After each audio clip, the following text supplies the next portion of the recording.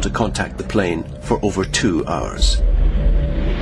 2 F-16s are scrambled to intercept the renegade aircraft.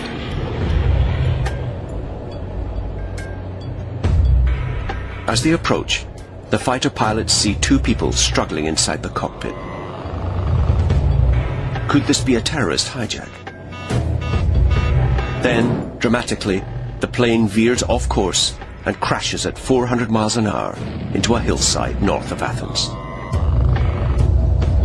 Helios 522 is one of the worst air disasters in European history. It is also one of the most mysterious. This is the story of the last few hours of Flight 522, a story that has chilling implications for every air passenger today.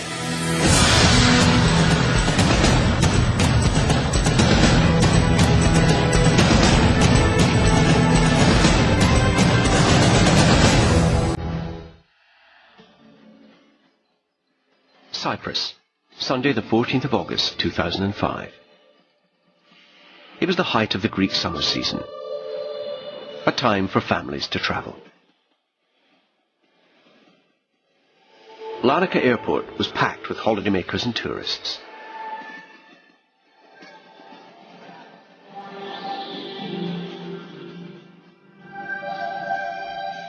The crew of Helios Flight 522 welcomed their passengers on board. There was a holiday mood among them as they settled in for their short flight from Cyprus to Athens. Flying the Boeing 737 were German Captain Hans-Jürgen Merten and his Cypriot co-pilot Pambas Charalambos. Flight 522 took off as scheduled, shortly after 9 in the morning, heading northwest towards Athens.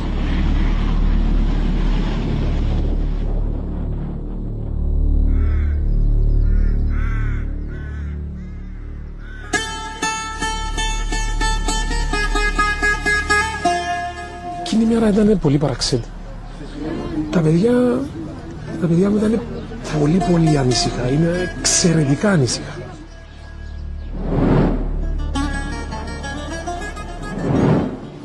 3 minutes after takeoff. On board Helios Flight 522, the captain reported a fault to ground control at Larnaca Airport.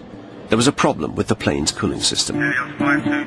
It seemed minor, and Cyprus Air Traffic Control gave Helios 522 the go-ahead to climb to its cruising altitude of 34,000 feet. This would be the last communication between Air Traffic Control and Flight 522.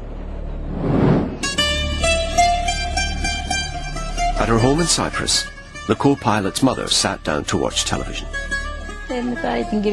I usually watch my favorite show at noon on Sunday. But instead of the show, there was a news flash. Κυρίες και κύριοι, διακόπτουμε το πρόγραμμά μας καθώς παρουσιάστηκε κάποιο πρόβλημα σε πτήση αεροσκάφου στη γατρικής εταιρείας των Κυπριακών. By now, Helios 522 was in Greek airspace.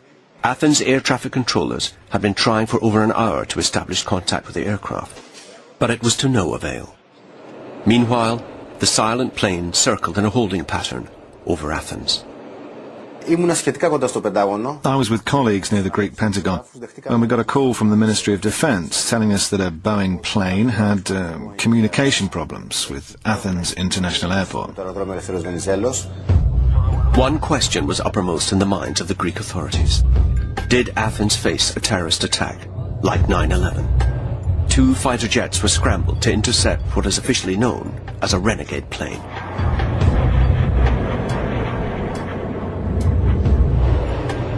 What the pilots reported back shocked the authorities. The passengers were wearing their oxygen masks. The co-pilot was slumped over the instruments, and persons unknown were seen struggling with the controls. It seemed that the plane had been hijacked. Could it be targeted on Athens? The authorities now faced a terrible dilemma. Should the F-16 shoot it down, sacrificing 121 innocent people? The pilots had only moments to decide. The Air Force had 15 seconds to decide because the plane was flying over a populated area. But the decision was made for them.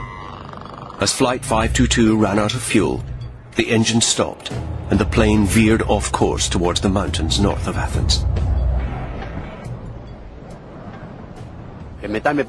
My wife called me. She said a plane had crashed in Calamo. Then she said, it crashed in our village.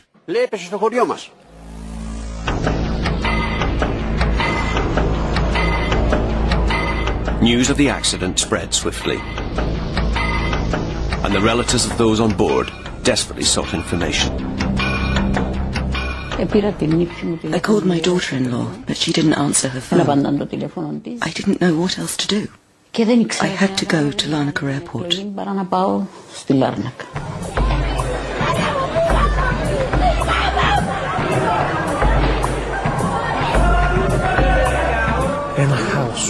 It was chaos. Absolute chaos. Nobody knew anything.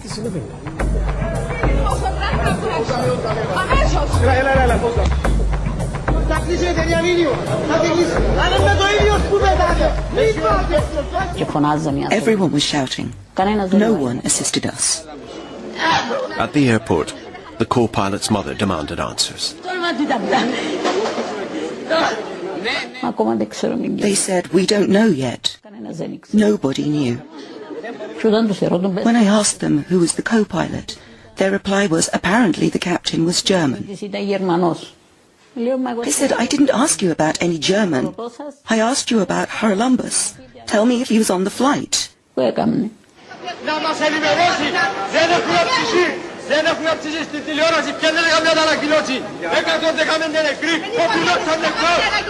Amidst the chaos of the crash scene, the scale of the tragedy emerged. All 121 people on board were dead. Among them, 22 children. Helios Flight 522 was one of the worst air disasters in recent European history. But what the air crash investigators uncovered would only add to the confusion and mystery surrounding this accident.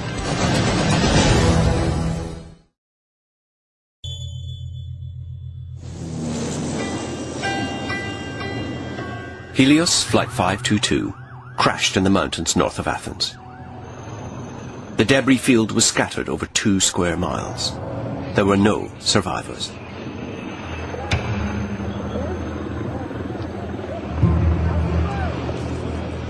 It was the height of the Greek summer.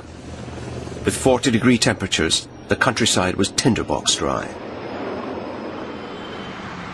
Athens in August is almost a ghost town. Everybody is on holiday. The Greek emergency services were caught off guard by the scale of the disaster. To tell you the truth, when we got to the emergency call, we initially thought it was an exercise.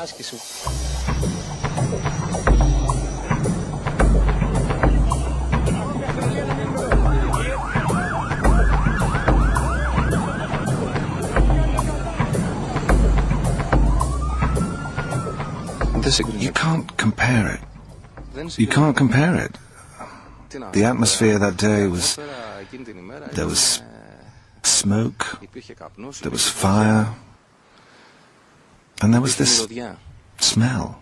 The most terrible thing was this smell. It was the smell of death. Those who were there are still finding the experience very difficult to deal with. I got here as quick as I could, and I ran to see if I could save anyone. I couldn't save anyone. I put a child on my back. My clothes got soaked with blood. I didn't care. I just wanted to save someone.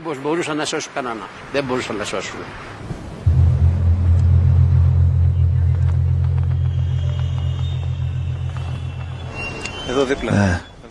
Right there.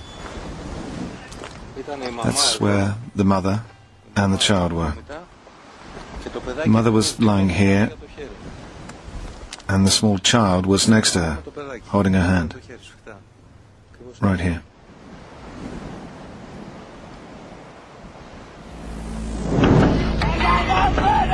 This terrible loss of life shocked the whole world. Distraught relatives demanded answers. Why did Flight 522 crash? Rumors and speculations about the cause of the crash erupted immediately.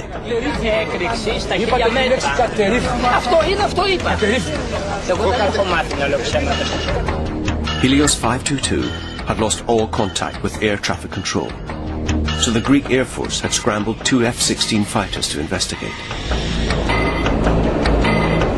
The fighters had seen the co-pilot slumped in his seat and the captain missing. At first, it seemed Athens had faced a terrorist attack from a hijacked plane similar to 9/11.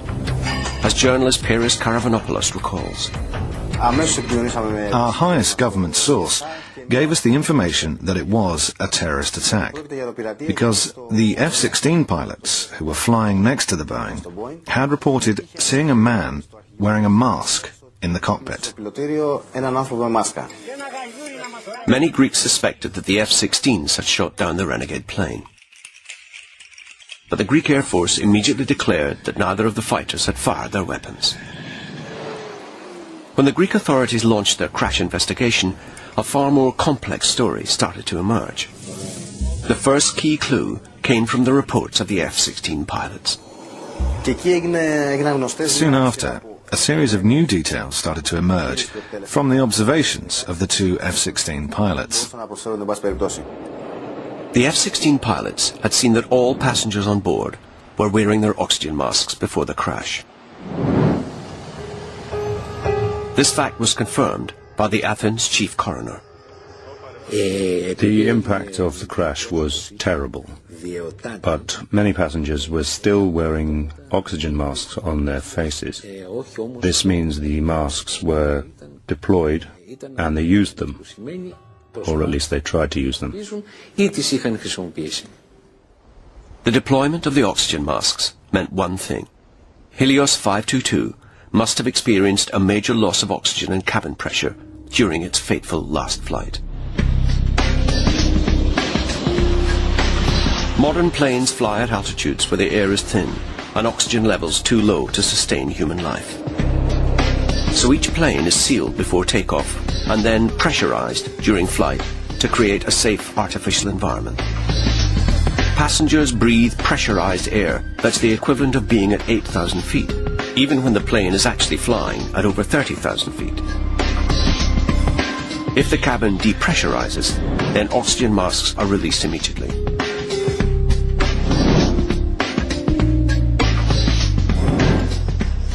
The autopsies of the charred bodies led the coroner to a grisly conclusion. I am certain they didn't die from asphyxiation, because their hearts and lungs were still functioning at the time of death. In other words, none of the passengers died before the crash. The cause of death was now established as the impact from the crash. But that didn't answer the key questions. Why did the Helios plane lose cabin pressure? And why did this cause the plane to crash? Then, a breakthrough. Amid the debris, the flight recorder of Helios 522 was found. It was now possible for the investigators to draw up a basic timeline for the accident. According to the flight recorder, Helios 522 took off as scheduled at 0906 hours. Straight after takeoff, the autopilot was engaged for the preset route to Athens. The plane climbed at 3,000 feet per minute. At 7,000 feet, a warning light was triggered indicating a problem with the cooling system. At 10,000 feet came the next indication of a problem. The flight recorder noted a warning horn in the cockpit.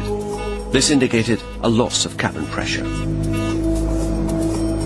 At 14,000 feet, a further alert was triggered and the oxygen masks were deployed. Yet the plane continued its journey, climbing until it reached its cruising altitude of 34,000 feet. There it remained in autopilot for over 2 hours. Then, at 11:50, the autopilot was disengaged and the plane is flown manually. Just minutes later, the aircraft ran out of fuel. Both engines stopped, and shortly after 12 o'clock, the plane crashed.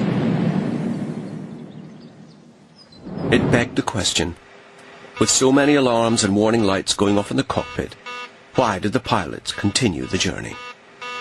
Was this crash caused by a fatal pilot error? Stories began circulating in the Greek press, blaming the pilot and co-pilot. It was alleged that the co-pilot, Pambos Charalambos, was unhappy, distracted from his duties by personal problems. But this was not how his colleagues remembered him. Pambos was, as we say, a really nice guy. He was a joy to be around, during work and after work. Other news stories queried the pilot's health. It was claimed that the co-pilot had a heart problem, and that this might explain why he seemed unable to function properly. They said on TV that the pilots had problems. Who is going to believe that? He was tested regularly. Pilots have health checkups every 6 months. He had his last test in April and everything was fine. Who are they trying to fool? There were also rumours about the co-pilot's incompetence, but these seem at odds with his professional background. He had almost 2 decades' experience of flying. At one time, he even studied aircraft engineering in England. Planes were his first family, his priority. From an early age, he had a passion for mechanics. He even spent 3 years in Brighton, studying aircraft mechanics. He was waiting for his promotion to become captain. He had accumulated all the necessary hours and day by day he was getting closer to this goal. Whenever you have an accident like this one, and the crew is dead, the blame always falls on the crew. It is the standard answer to all accidents around the world.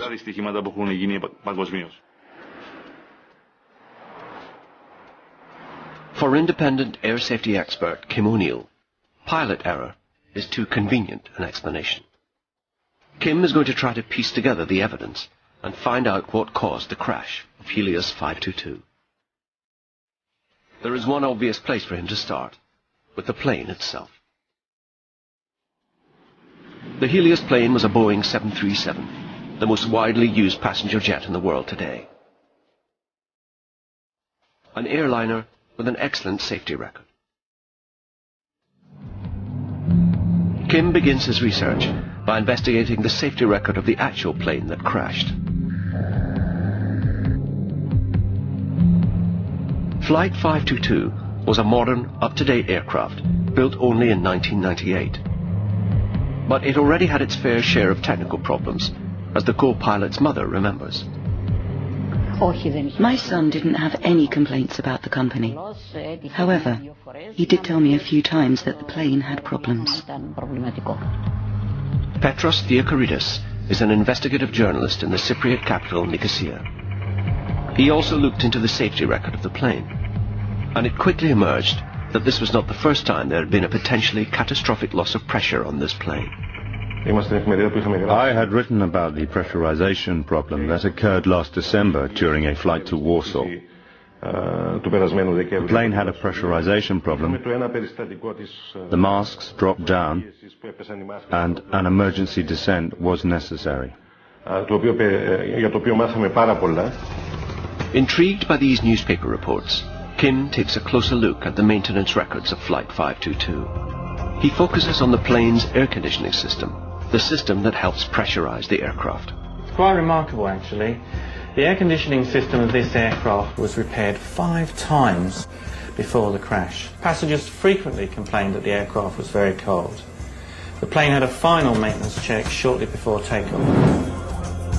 It seems this is where the blame might lie. A maintenance engineer admitted to the Greek investigators that he may have left the pressurization switch in the cockpit in manual rather than in automatic.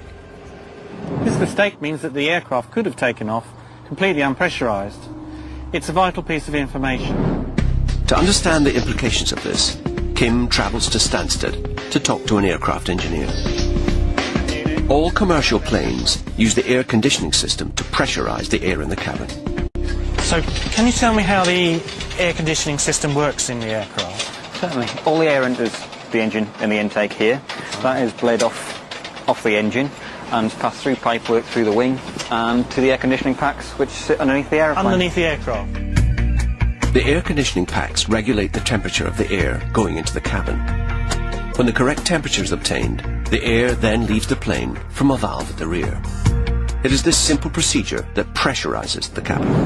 So this is where the outflow valve is? Certainly, the outflow valve is here at the rear of the aeroplane. Okay. And that's where all the air from the cabin is exhausted overboard. Closing this valve ensures that the plane pressurizes. Leave it open and it remains unpressurized. It's a very simple mechanical system. Open, shut. Absolutely. Yet ultimately, control of the cabin pressure lies with the pilots. The pressure of the plane is operated by a simple switch in the cockpit. It's usually set to automatic, but it can be operated manually. It's the co-pilot's responsibility to monitor the plane's pressure throughout the flight. That's why the switch is located directly in front of him. Checking the pressurization is drummed into each pilot from the beginning of their careers, as Captain Rob Giles explains. And when you're doing a pre-flight check, typically before you push back, you would go down each panel? Yes, the pre-flight check before engines start. It's logical. The captain focuses on the left-hand side of the central control panel, Checking all the switches. while the co-pilot has to check the right-hand side, which includes the pressurization switch. So this is checked pre-flight, Yes.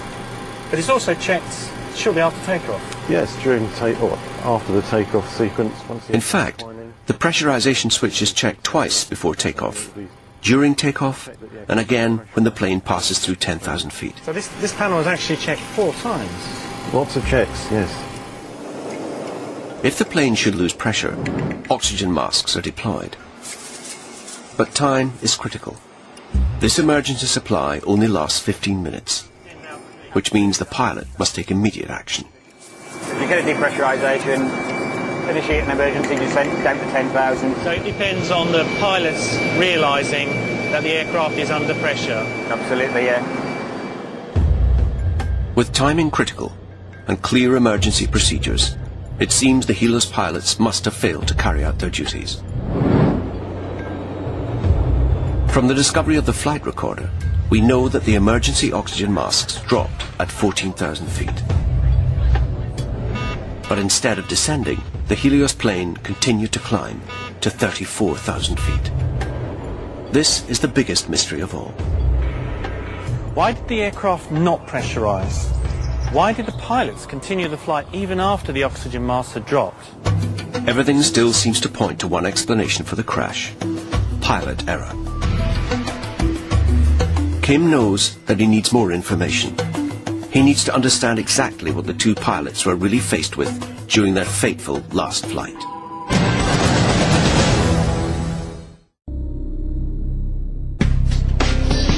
Helios Flight 522 crashed on August the 14th, 2005 in the hills north of Athens. All 121 on board died.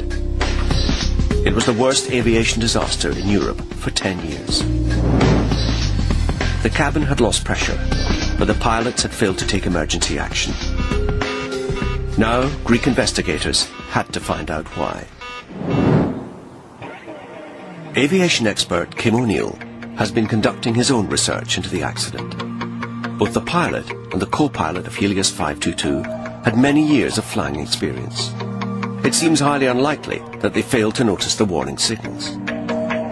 Kim needs to understand exactly what the pilots were faced with in the cockpit. So he has booked a session in a cockpit simulator. There, to guide him through the complexities, is veteran flight instructor Julian Soddy. The simulator has been set to recreate the exact conditions faced by the pilots on Helios Flight 522. In particular, the aircraft pressure has been left in manual rather than automatic, just as the maintenance engineer admitted to doing before the fatal flight. The simulator should behave in exactly the same way as Helios 522. The simulator takes off and climbs at 3,000 feet per minute. The aircraft's running itself now. What would the pilots ordinarily be doing at this stage? There's a fair amount of checking to do. Captain Soddy immediately spots a problem. Just look, this is the rate that the cabin's climbing at. Now, you've got another indication here as well, look. That's showing that it's in manual and it shouldn't be there. So this is what these guys would have seen. At this point, inside a real plane, the air would now be getting thinner and the amount of oxygen would be reduced. The inside of the aeroplane is climbing at the same rate as the outside of the aeroplane. So, you know, we could be sitting in an open cockpit. We've got a master... Around 3 minutes into the flight, Julian and Kim get their first indication that all is not well. A light tells them that the instruments are getting too hot. The plane has a problem with its cooling system. This is crucial, as the pressure is controlled via the cooling system. The evidence from the flight data recorder indicated that the crew of Helios 522 experienced the same warning. In fact, the captain reported this back to the air traffic control in Cyprus. Both agreed that he would contact Helios maintenance directly to report the fault to them. No further action was taken. But the fault with the cooling system is related to a far more serious problem. The plane was losing pressure. Moments later, another warning is activated. It's a loss of airflow from the selected cooling fan. We've just gone through 10,000 feet. And we've got a warning. And we're climbing at 3,000 feet per minute. We've also got that warning horn. Just like the Helios 522, a warning horn goes off at 10,000 feet. This horn alerts the crew to the fact that their plane is not pressurized. We've also got an indication that it's in manual. Now, we know that this horn is solely in the air to do with cabin pressure. So I can't believe that two professional pilots would miss something as obvious as this. That's staring them straight in the face. Staring straight in the face. I really don't understand how the Helios pilots could have missed all the obvious signs unless something has seriously distracted them. Perhaps a clue lies in the symptoms the pilots would have experienced, as their brains were starved of oxygen in the unpressurized plane. The symptoms of oxygen starvation were first noticed by Second World War fighter pilots as their planes reached ever higher altitudes. In thinner air, oxygen supply to the brain decreases. At 18,000 feet, the body only receives half of the oxygen it receives at ground level. Pilots were losing their mental and physical abilities, eventually passing out. This deadly condition of oxygen starvation is commonly known as hypoxia. I hate to think about it, but it's actually quite a nice way to die, because all you do is get more and more sleepy, and eventually you just fall asleep. And then if you don't get enough oxygen, eventually you die. To experience the physical effects of hypoxia, Kim travels to RAF Helios to subject himself to a dangerous experiment. A rapid decompression. Squadron leader Simon Chappell trains RAF flight crews on the hidden dangers of hypoxia. One of the most reliable signs of hypoxia is a flushing, a feeling of flushing of the face. Conversely, if you look at the person who is becoming hypoxic, they're actually quite pale. Thereafter, you get some pins and needles in the fingertips, around the lips. You get a dimming of the vision. You lose the ability to be able to see your peripheral vision.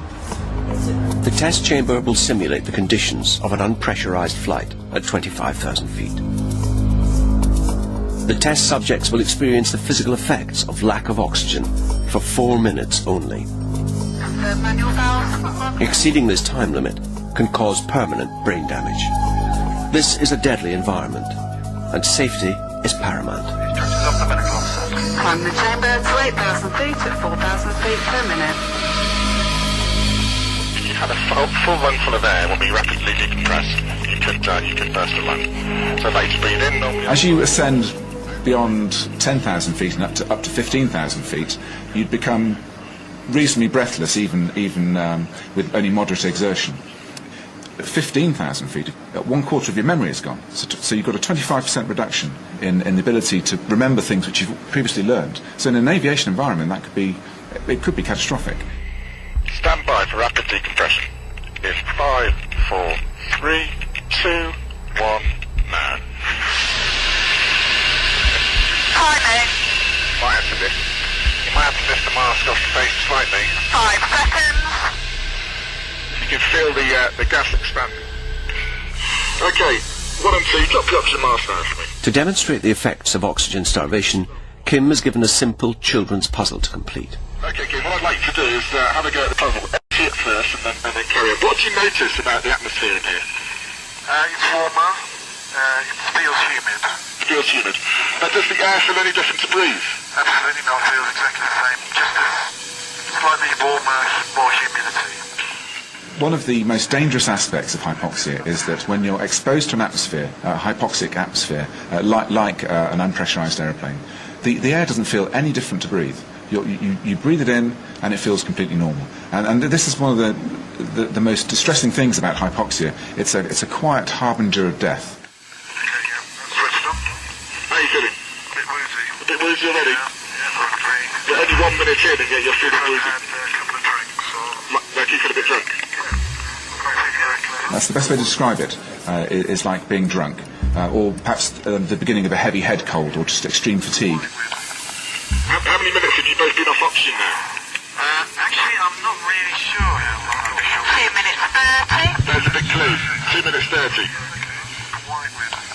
Your attention and your vision starts to cone down into one area, and you find it very difficult to focus outside of what's immediately under your nose. So I should imagine that if there was a lot going on, it'd be very difficult to prioritise tasks. It's absolutely possible that an individual will become fixated on one task. We've seen it time and time again in our chambers. 3 minutes into the test, and Kim is noticeably slowing down. Simple tasks are already beyond him.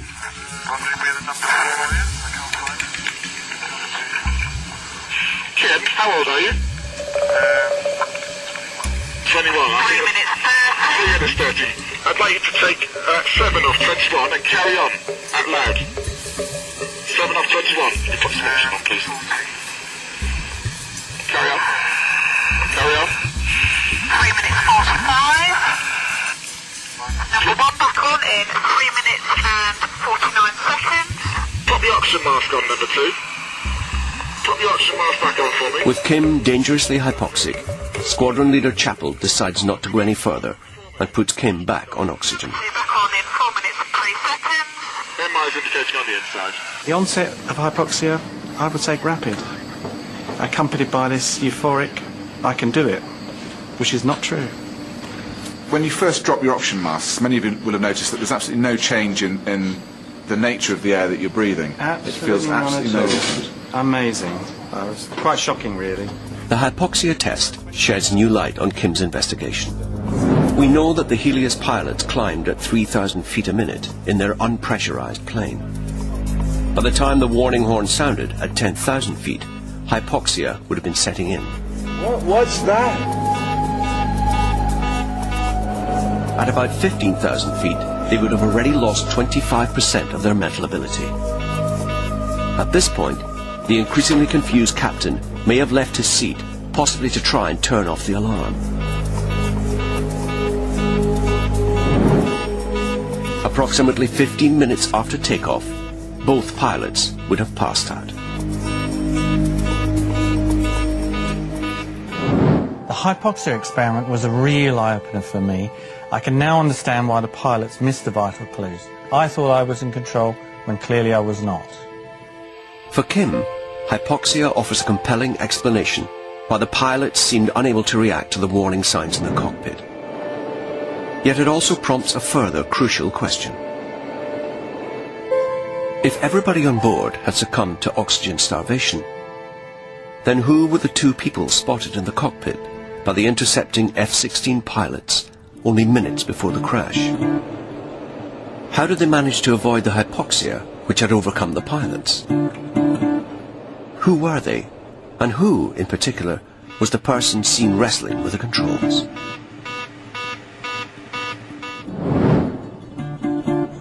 The crew list reveals one very strong candidate.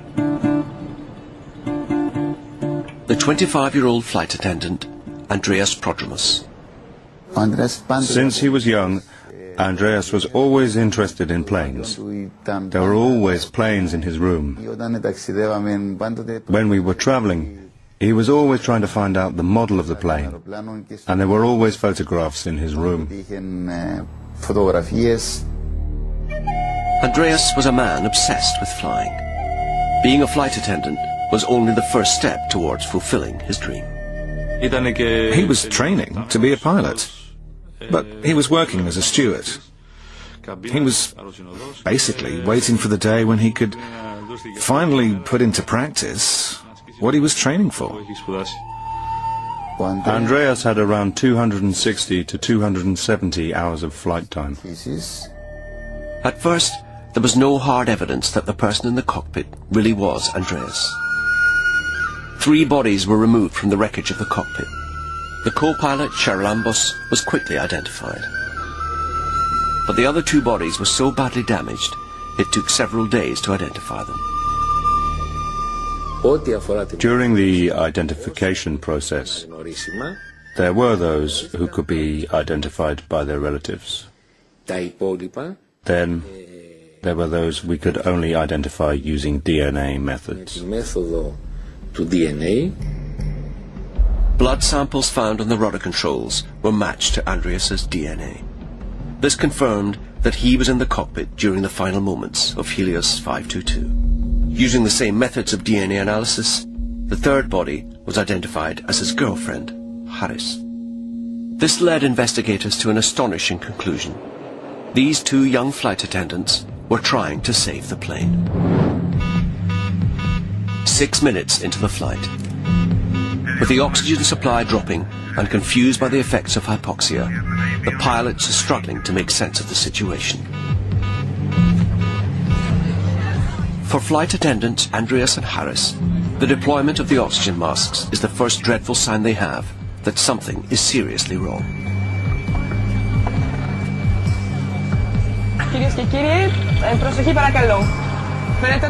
The chief purser takes off her mask to reassure the passengers that all is well.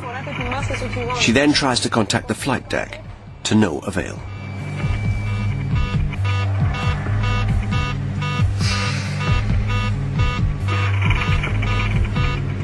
"15 minutes after the deployment of the masks, the oxygen runs out and slowly everyone succumbs.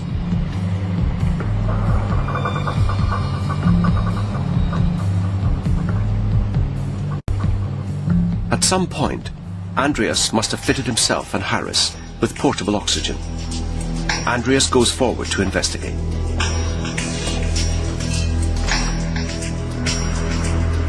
He finds all the passengers and his colleagues unconscious.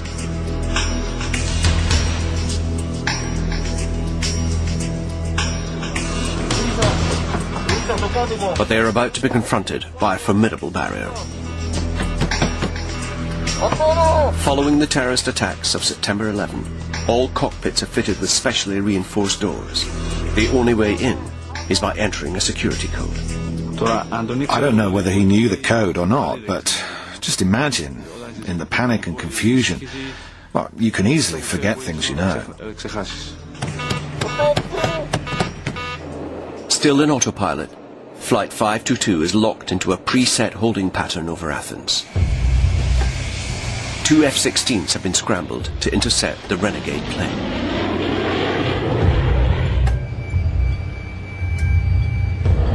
As the 2 fighter jets approach, Andreas and Haris finally gain access to the cockpit. How, we may never know.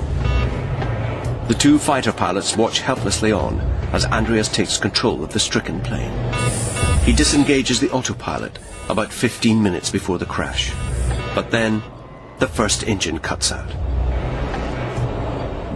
He always used to say to me that planes don't fall from the sky. But when the pilots are cool-headed, nobody gets hurt. And even when it's lost its engines, it can land.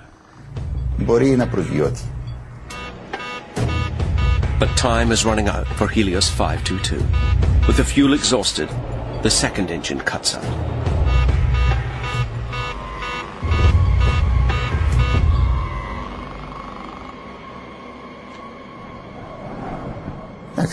I sensed something was wrong, because I tried to call Andreas on his phone. He didn't answer me. So, obviously, I'm his dad. I sensed something was wrong.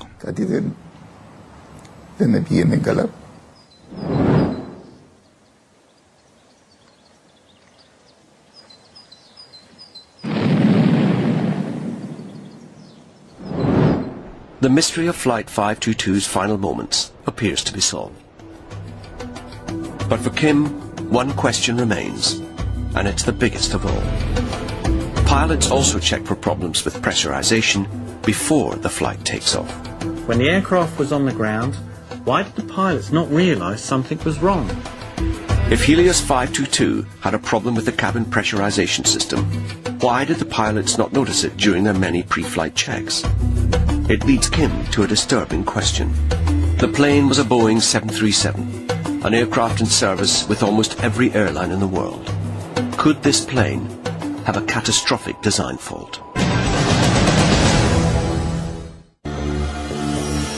Helios Flight 522 is one of the most mysterious crashes in aviation history.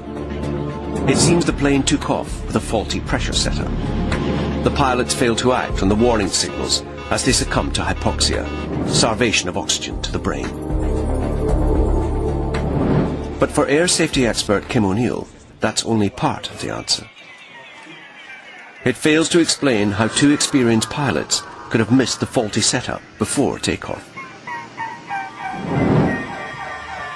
To find the answer, Kim decides to investigate previous depressurization incidents on board Boeing 737s. He makes an alarming discovery. I found an incident from 2003 in which a Boeing 737 suffered a complete pressurization system failure. Everything seems to have gone wrong. The aircraft was flying between Marseille and London Gatwick in May 2003. At 34,000 feet, the plane suddenly lost pressure. This problem was detected in time by the pilots, and the aircraft was safely landed. But it emerged that the loss of pressure was caused by a burnt wire. This wire is crucial as it connects the pressure switch in the cockpit with the outflow valve. If this valve is open, the plane depressurizes. Investigators later established that the main wire and the backup run through the same loom. In other words, if one wire fails, they both do. This is totally contrary to safe design practices. Backup systems should always be routed away from primary systems. Helios employees reported a burning smell on Flight 522 only days before the crash. But it seems that no further investigation was made at the time. As Kim investigates the 2003 incident further, he makes another shocking discovery.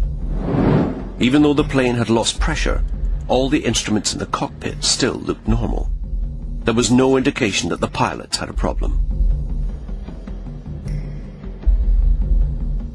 If this happened to the Helios pilots, then this would explain why they missed the warning signs.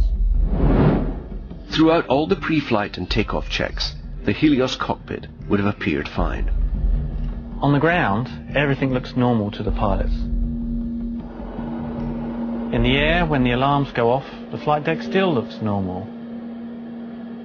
And then hypoxia sets in. Starved of oxygen, the pilots would have then become increasingly confused about the conflicting messages their instruments were giving them.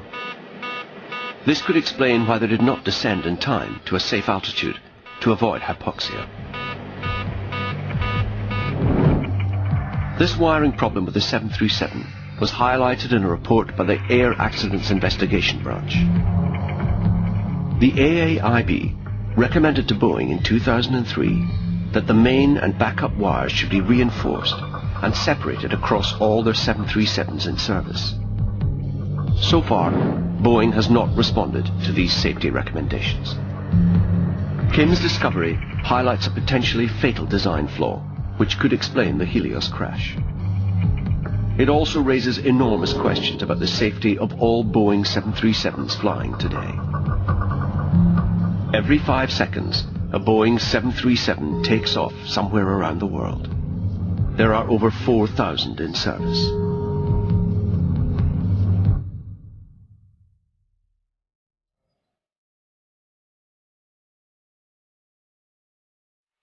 Air accidents are rare, but when they do happen, they are devastating. Είχα ένα ιό που ήταν το χρυσάφι μου. Είναι ένα κομμάτι που φεύγει από πάνω σου και πονάει. Πολύ δύσκολο να δεχτείς ότι θα έρθεις στο σπίτι σου και το διπλανό σπίτι θα είναι άδειο.